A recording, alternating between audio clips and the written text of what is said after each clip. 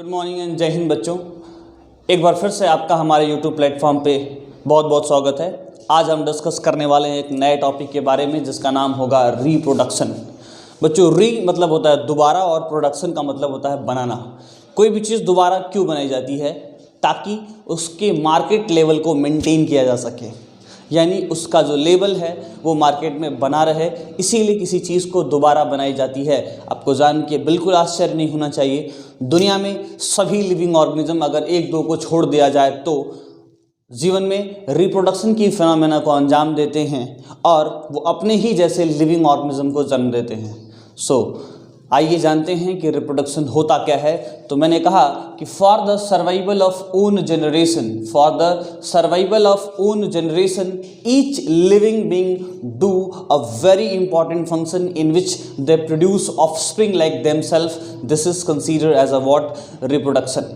Okay, क्या बोला मैंने? दुनिया का हर लिविंग ऑर्गेनिज्म अपने अस्तित्व को बचाए रखने के लिए एक बड़े ही इंपॉर्टेंट काम को अंजाम देता है जिसे हम रिप्रोडक्शन कहते हैं। मेरे प्यारे बच्चों, रिप्रोडक्शन दो तरह का होता है। एक होता है एसेक्सुअल मोड ऑफ रिप्रोडक्शन और दूसरा होता है सेक्सुअल मोड ऑफ रिप्रोडक्शन। अगर मैं एसेक्सुअल मोड ऑफ रिप्रोडक्शन की बात करता हूँ तो एक स्पेसिफिक प्लांट के अंदर पाया जाता है जिसे हम वेजिटेटिव प्रोपगेशन कहते हैं, यानी शरीर का एक हिस्सा अगर ले लिया जाए और उसको ज़मीन में लगा दिया जाए तो एक नया प्लांट बनाने में सक्षम होता है। और दूसरा हमको 6 पार्ट में पढ़ना है। एक है बाइनरी फ्यूजन, दूसरा है मल्टीपल फ्यूजन, तीसरा है बडिंग, चौथा है स्पोर फॉर्मेशन, पांचवा है फ्रैगमेंटेशन और छठवां है रीजनरेशन। छठवां क्या है बच्चों? Regeneration.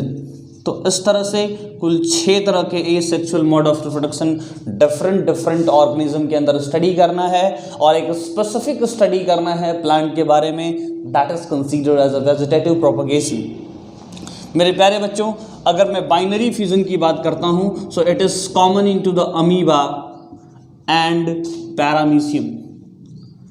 Okay, it is common into the amoeba and paramecium. अगर मैं मल्टीपल फ्यूजन की बात करता हूँ तो ये पॉसिबल होता है प्लाज्मोडियम के अंदर, ठीक है। और अगर मैं बात करता हूँ किसके बारे में? बडिंग के बारे में, तो this is common into the hydra and east. और अगर मैं बात करता हूँ स्पोर फॉर्मेशन तो ये राइजोबस के अंदर कॉमन है। और अगर मैं बात करता हूँ फ्रैगमेंटेशन की तो ये कॉमन होता है किसके अंदर? ये कॉमन होता है स्पाइरोगाइरा एंड यूलोथ्रिक्स नाम के एल्गी के अंदर। और रीजनरेशन कॉमन होता है प्लेनेरिया के अंदर। सम टाइम कुछ किताबों में हाइड्रा में भी मेंशन किया गया है। So this is all about what? Asexual mode of reproduction into the different living organism. अगर मैं वेजिटेटिव प्रोपगेशन की बात करता हूँ तो 2 तरह का होता है बेटा। एक होता है नेचुरल और एक होता है आर्टिफिशियल। नेचुरल में बाय रूट हो सकता है, बाय स्टेम हो सकता है और बाय लीफ हो सकता है, ठीक है। और अगर आर्टिफिशियल की बात करता हूँ तो उसमें कटिंग, लेयरिंग, ग्राफ्टिंग और सबसे इम्पॉर्टेंट जो कि हमारे बोर्ड के एग्जाम में आने की संभावना सबसे ज़्यादा होती है, दैट इज टिश्यू कल्चर। तो ये कुल 4 तरह के क्या हुए बच्चों? 4 तरह के हमारे आर्टिफिशियल वेजिटेटिव प्रोपगेशन हुए, 3 तरह के नेचुरल हुए। रूट द्वारा स्वीट पोटैटो के अंदर ये बड़ा कॉमन होता है। अगर स्टेम की बात करते हैं तो उसको 4 भागों में बांटा जाता है। कॉर्म हो गया, बल्ब हो गया, है ना, बल्ब हो गया, राइजोम हो गया और ट्यूबर हो गया। ये 4 तरह के वेजिटेटिव प्रोपगेशन स्टेम के द्वारा होते हैं। और लीफ के अंदर ब्रायोफिलम एक ऐसा लिविंग ऑर्गेनिज्म होता है जो हमारे बुक में दिया हुआ है, उसके लीफ को काट करके वेजिटेटिव प्रोपगेशन किया जा सकता है। अगर मैं एग्जाम्पल ले लूँ, अभी सेक्सुअल और एसेक्सुअल में डिफ्रेंशिएट करता हूँ एग्जाम्पल लेने के बाद, तो कॉर्म का एग्जाम्पल होता है कैलकोसिया एंड ग्लैडियोलस, कैलकोसिया एंड ग्लैडियोलस के अंदर कॉर्म द्वारा, बल्ब जो होता है ओनियन एंड लहसुन, ओनियन एंड गार्लिक के अंदर, और अगर मैं बात करता हूँ राइजोम की तो जिंजर, टर्मरिक और बनाना के अंदर, और ट्यूबर की बात करता हूँ तो सिंपली जो पोटैटो हम खाते हैं उसका स्टेम खाते हैं, तो उसके स्टेम को काट करके हम ज़मीन में लगाते हैं। Now the thing that we need to understand here, what is the difference between asexual and sexual mode of reproduction? पहले तो asexual के बारे में बात कर लिया बेटा। asexual mode of reproduction में क्या होता है, ऑर्गेनिज्म का शरीर इंडिविजुअली क्या कर सकता है, एक नया ऑर्गेनिज्म बना सकता है, जबकि सेक्सुअल मोड ऑफ रिप्रोडक्शन में 2 पेरेंट्स की ज़रूरत पड़ती है। तो डिफरेंस सीख लेते हैं, ठीक है, इतना तो क्लियर हो गया होगा, एक एक करके स्टडी करेंगे आगे, लेकिन उससे पहले हम थोड़ा सा डिफरेंस समझ लेते हैं कि what are the difference between asexual and sexual mode of reproduction. जितना अभी बताया वो एसेक्सुअल के पार्ट थे, अब आते हैं डिफरेंस समझ लेते हैं कि एसेक्सुअल और सेक्सुअल मोड ऑफ रिप्रोडक्शन में क्या डिफरेंस होता है। तो बच्चों एसेक्सुअल मोड ऑफ रिप्रोडक्शन में single parents are capable to produce whole organism, एक पेरेंट सक्षम होता है पूरे ऑर्गेनिज्म की बॉडी को बनाने में। दूसरी चीज, offspring are identical to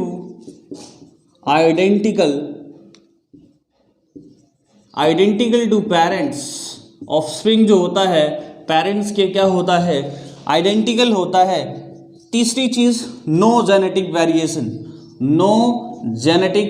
variation, यहाँ कोई भी जेनेटिक वेरिएशन देखने को नहीं मिलता है। So it does not cause any what evolution, so it is not involve in evolution का मतलब होता है फॉर्मेशन ऑफ न्यू स्पीसीज। तो हम जानते हैं या नहीं जानते हैं तो आगे डिस्कस करेंगे कि जब तक किसी लिविंग ऑर्गेनिज्म के अंदर वेरिएशन नहीं होगा उसके बिहेवियर में, तब तक नया स्पीसीज बनने की कोई संभावना ही नहीं बनती है। यानी कि एक बड़ी ही मज़ेदार बात जिन्हें हमें समझने की ज़रूरत है कि सेक्सुअल रिप्रोडक्शन के अंदर क्या होता है जी, 2 डिफरेंट पेरेंट इन्वॉल्व होते हैं, एक मेल होता है और एक फीमेल होता है। मेल गैमेट प्रोड्यूस करेगा और फीमेल जो है वो फीमेल गैमेट प्रोड्यूस करती है। ओबियस सी बात है कि half of the chromosome is coming from the male and half is coming from the female, and after combination it will make zygote. इसलिए जाइगोट जो बना है उसमें 2 डिफरेंट पेरेंट्स के जेनेटिक मटेरियल होते हैं। इसलिए कहेंगे कि जो सेक्सुअल रिप्रोडक्शन होता है उसमें जेनेटिक वेरिएशन देखने को मिलता है, यानी कि offspring is not 100% identical to their parents. दूसरी चीज जो हमें समझने की जरूरत है वो ये है कि it involve in evolution because here genetic variation will occurs. So here 2 parents would require, genetic variation will occurs and involve in evolution, while in case of asexual reproduction, while single parents are capable to produce whole organism, offspring are 100% identical, 100% identical to their parents and no genetic variation is occurs. It is not involved into the evolution, यानी कि evolution की घटना को अंजाम नहीं देने वाला है। बात को आगे बढ़ाया जाए और एक एक करके पहले asexual reproduction के बारे में स्टडी करेंगे, then we will just skip on the sexual reproduction. So let's go further and we will talk about the asexual mode of reproduction. और अभी जिसके बारे में हमने बात करना है उसका नाम है बाइनरी फ्यूजन। जैसा कि मैंने ऑलरेडी आपको बता रखा है, लेकिन for the revision I am just making a video here. तो अगर आपको लगता है कि ये सब चीज़ें आती हैं तो वीडियो की स्पीड को दुगना करिएगा और धीरे धीरे रिवाइज करते हुए आगे बढ़िएगा, ठीक है। आइए समझने की कोशिश करते हैं। बेटा एक रिप्रोडक्शन है जिसका नाम है बाइनरी फ्यूजन। देखो बेटा बाइनरी फ्यूजन में क्या होता है, जैसे मान लो ये अमीबा का शरीर है, there is no definite shape of the amoeba's body. Amoeba body का कोई डेफिनेट शेप नहीं होता है, they are having irregular shape. जिस स्ट्रक्चर के सहारे वो मूव करता है उसको स्यूडोपोडिया कहते हैं, यानी फॉल्स फीट कहते हैं। ठीक है। इसके शरीर में 2 ऑर्गेनेल्स पाए जाते हैं, कॉन्ट्रैक्टाइल वैक्यूल। कॉन्ट्रैक्टाइल वैक्यूल क्या करता है? कॉन्ट्रैक्टाइल वैक्यूल वही काम करता है जो हमारे शरीर में किडनी काम करती है, यानी कि ऑस्मो रेगुलेशन का काम करता है। ये जो अमीबा है वो फ्रेश वाटर में पाया जाने वाला ऑर्गेनिज्म है, तो ऑब्वियस सी बात है पानी में पाया जा रहा है, तो एक्सेस ऑफ वाटर को रिमूव करने के लिए वो कॉन्ट्रैक्टाइल वैक्यूल का यूज करता है। फूड वैक्यूल कैसे बनाता है और क्या होता है फूड वैक्यूल, आइए समझते हैं। जैसे मान लीजिए ये अमीबा का शरीर है, अगर इसके बॉडी के कांटेक्ट में कोई एक लिविंग ऑर्गेनिज्म आता है, जैसे cyclops and daphnia is the food of the amoeba, तो जैसे ही इसके कांटेक्ट में आएंगी इसके चारों तरफ घेरा बनाएगा, और घेरा बनाने के बाद एक समय ऐसा आएगा जब ये इसको तोड़ करके एक डेफिनेट स्ट्रक्चर बनाएगा, एक डेफिनेट बॉडी बनाता है अपने शरीर के अंदर, जिसे फूड वैक्यूल कहते हैं। वहाँ उसका डाइजेशन होगा, ये उसका न्यूक्लियाई है, वहाँ उसका डाइजेशन होता है, डाइजेशन के बाद एब्जॉर्प्शन होता है, और जो अनवांटेड, अनएब्जॉर्ब्ड, अननेसेसरी मटेरियल होते हैं उसको इजेक्ट या एक्सक्रीट करता है। जिस मैकेनिज्म से करता है उसको डिफ्यूजन कहते हैं, क्योंकि ये फ्रेश वाटर में पाया जाने वाला एक ऑर्गेनिज्म है, वाटर के थ्रू अपना एक्सक्रीशन की घटना डिफ्यूजन के मैकेनिज्म से अंजाम देता है।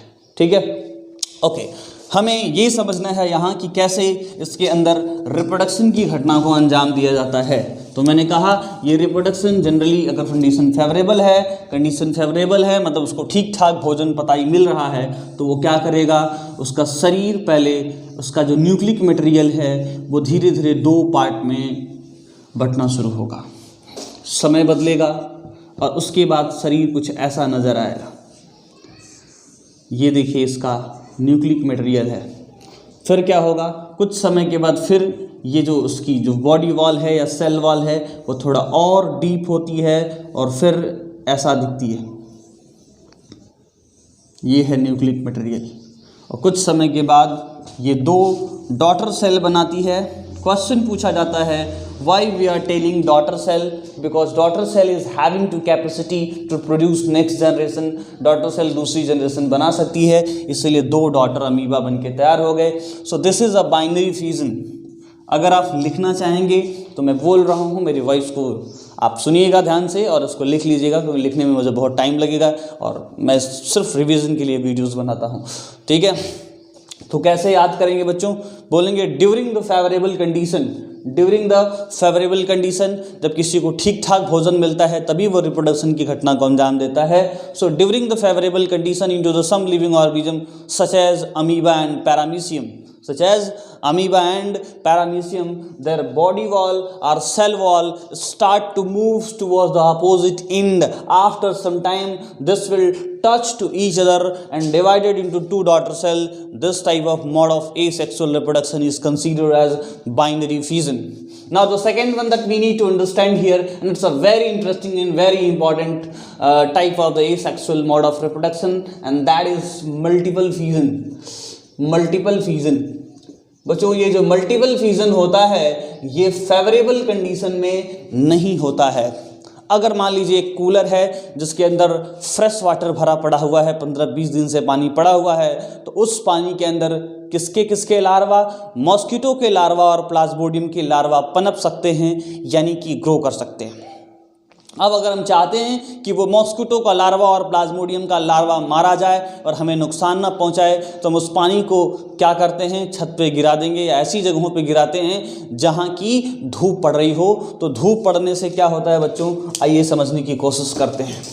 होता क्या है कि जो मॉस्किटो का लार्वा होता है वो जैसे ही ज़मीन पे गिरता है, due to the lack of water suffocate होके मर जाता है धूप पड़ने के चलते।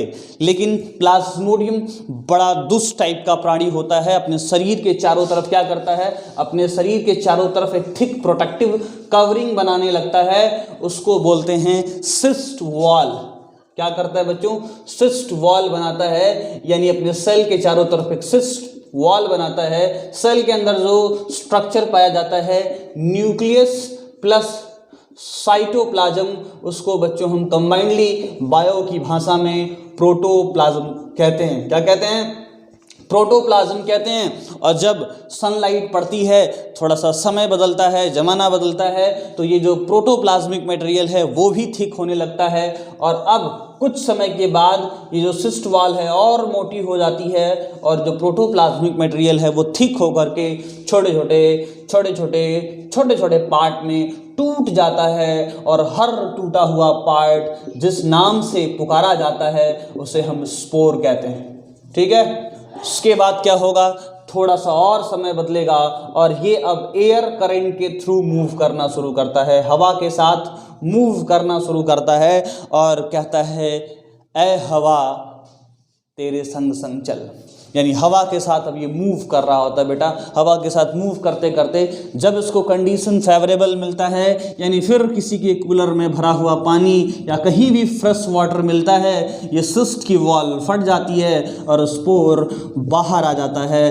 This type of mode of asexual reproduction is considered as a multiple fission. So कैसे इसको डिफाइन करेंगे, बोलेंगे during the unfavourable condition the larva of the plasmodium or the cell of the plasmodium start to make a thick protective covering around their cell. This is considered as a what? Cyst wall. After some time, if the condition is same, then their protoplasmic material also getting to be thick continuously, and after some time this protoplasmic material break into the many parts and each part is considered as a water spore. Her part को क्या कहते हैं, spore कहते हैं। उसके बाद it will move through the air current, and when it got favorable condition, what means favorable condition, it will get water, then split, and what, a lot of spore is coming to the water. So this is the type of asexual mode of reproduction which is known as multiple fission. Okay, now the third one that we need to talk about here, and that is that is the hydra. बच्चों अगर hydra के अंदर बात करें तो hydra और east के अंदर बड़ी मज़ेदार तरह का एसेक्सुअल मोड ऑफ रिप्रोडक्शन पाया जाता है, जिसे हम बडिंग कहते हैं। क्या कहते हैं जी, बडिंग कहते हैं। बाइनरी फ्यूजन को मिटाते हैं।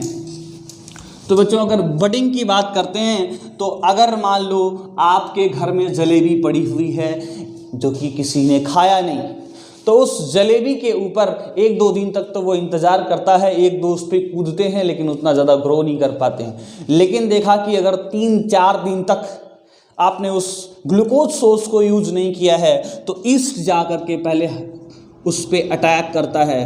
ईस्ट का जो स्पोर होता है वो हवा में उड़ रहा होता है और ईस्ट क्या करता है, जाके उसके शरीर पे अटैक करता है, यानी ग्लूकोज सोर्स के ऊपर क्या करेगा, अटैक करेगा। This is the glucose source. Glucose source के ऊपर अटैक करने के बाद वो अपने सेल में जब वो फेवरेबल कंडीशन पाता है, ठीक ठाक भोजन पताई पाता है, तो बेटा देखो ये है ईस्ट की बॉडी। ये अपने चारों तरफ या अपने शरीर के बाहर, अपने चारों तरफ नहीं कह सकते हैं, तो एक शरीर के बाहर एक आउट ग्रोथ बनाना शुरू करता है। थोड़ा समय बदलेगा, जमाना बदलेगा और थोड़ा और ये बड़ा होगा और कुछ समय के बाद एक डॉटर ईस्ट बन के तैयार हो जाती है। This type of mode of asexual reproduction is considered as a budding. This is also occurring in to the hydra. Hydra जो होता है वो फ्रेश वाटर में पाया जाने वाला एक क्या है, एक लिविंग ऑर्गेनिज्म है। उसका शरीर कुछ यूं दिखता है, देखिए क्यों दिखता है, ये है उसकी स्टैंगिंग टेंटिकल्स, जिसके सहारे ये जैसे गांव में कटिया होता है मछली मारने वाला, वैसे स्टिंगिंग टेंटिकल्स होता है उसके पास, और इस स्टिंगिंग टेंटिकल्स के सहारे वो अपने प्रे को मारता है, वो बेहोश हो जाता है और फिर पकड़ के उसको पेट में डाल लेता है। So if the condition is favorable for the hydra also, then it will also make a what out growth from their body. अपने शरीर के बाहर एक आउट ग्रोथ बनाना शुरू करता है और ये आउट ग्रोथ कुछ ही समय के बाद क्या होता है, एक डॉटर हाइड्रा बना लेता है। इस तरह के मोड ऑफ एसेक्सुअल रिप्रोडक्शन को बडिंग कहते हैं। ठीक है, तो अगर आप इसको डिफाइन करना चाहते हैं तो बोलेंगे during the favourable condition into the some living organism such as hydra and yeast, Their bodies start to make an outgrowth, and after some time this outgrowth detach from their body and make a daughter organism. This type of mode of asexual reproduction is considered as a what? Budding. So I hope you all are able to understand these things. Now we will talk about the next type of asexual mode of reproduction, that is considered as a what? That is considered as a what? Spore formation. तो चौथा जो है वो spore formation है। एक चीज़ समझिएगा, जो east था वो रोटी को बनाने में, ब्रेड बनाने में हेल्प करता है, लेकिन आपने देखा होगा मार्केट में 3-4 दिन के बाद ब्रेड के ऊपर फंगस लग जाते हैं, greenish, blackish and whitish fungus लग जाते हैं। वो कौन होता है? वो होता है राइजोपस। राइजोपस एक फंगस है जी। जब वो देखता है कि आप जिस ब्रेड को मार्केट में रखे हैं वो बिक नहीं रहा है, उसका कोई यूज नहीं कर रहा है इंसान, तो वह उस ब्रेड के ऊपर क्या करता है? ग्रो करना शुरू करता है, और पहले अपना फिलामेंट ग्रो करता है। बेटा फिलामेंट ऑफ राइजोपस को क्या कहते हैं? तो HYPHAE, हाइफी कहते हैं। So filament of fungus is hyphae, और जब यहाँ फेवरेबल कंडीशन पाता है तो अपनी संख्या बढ़ाता है, और अपनी संख्या जब बढ़ाता है बच्चों, ढेर सारी संख्या में हो जाता है, तो इसको ग्रुप ऑफ हाइफी को क्या कहते हैं? Group of hyphae is known as what? Group of hyphae is known as mycelium. What it is known as mycelium. और बेटा जब ये पूरा खाना को खा लेता है, जब कंडीशन बहुत फेवरेबल हो जाते हैं, तब क्या चाहता है कि उसका अस्तित्व बना रहे, तो अपने शरीर के ऊपर एक फ्रूटिंग बॉडी बनाता है जिसका नाम है स्पोरेंजिया। स्पोरेंजिया के अंदर माइटोसिस होता है। क्या होता है? माइटोसिस। ये वो सेल डिवीज़न का तरीका है जिसमें आइडेंटिकल सेल बनती हैं। फंगस का जो शरीर होता है उसमें सभी सेलों के अंदर जो क्रोमोसोम होते हैं वो हैप्लॉयड, यानी कि एक सेल के अंदर क्रोमोसोम पेयर में नहीं होते हैं, सिंगल पाए जाते हैं। तो बेटा जब उसमें मियोसिस होता है तो स्पोरेंजिया के अंदर हजारों की संख्या में स्पोर बनते हैं, and when sporangia get mature it will burst and spore will move through the air current. Spore will move through the air current.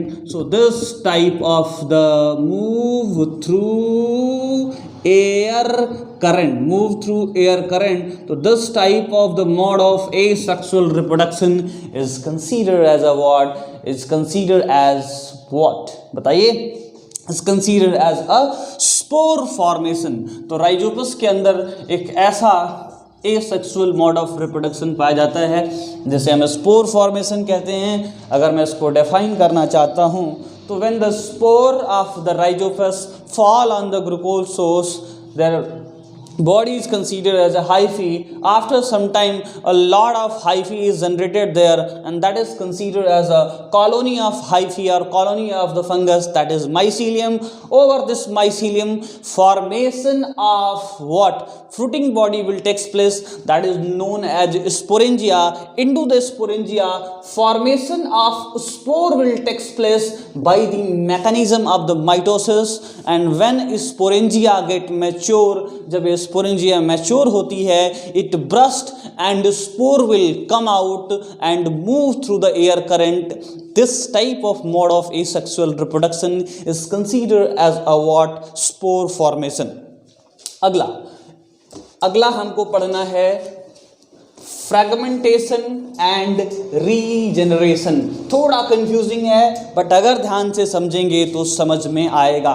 देखो बच्चों, अगर मैं फ्रैगमेंटेशन की बात करता हूं तो फ्रैगमेंटेशन का एग्जाम्पल लिया था फ्रैगमेंटेशन का एग्जाम्पल लिया था यूलोथ्रिक्स एंड स्पाइरोगाइरा. ठीक है बेटा, अगर ये जस्ट वाटर में ग्रो कर रहा है, मान लीजिए नदी के किनारे ये ग्रो कर रहा है और बारिश आई और मान लीजिए ये क्या है? उनका शरीर है, ये उनका शरीर है, तो क्या होगा? इनके शरीर पे वाटर करंट के चलते इनका शरीर बहुत सारे पार्ट में टूट जाएगा. यूं यूं टूटा।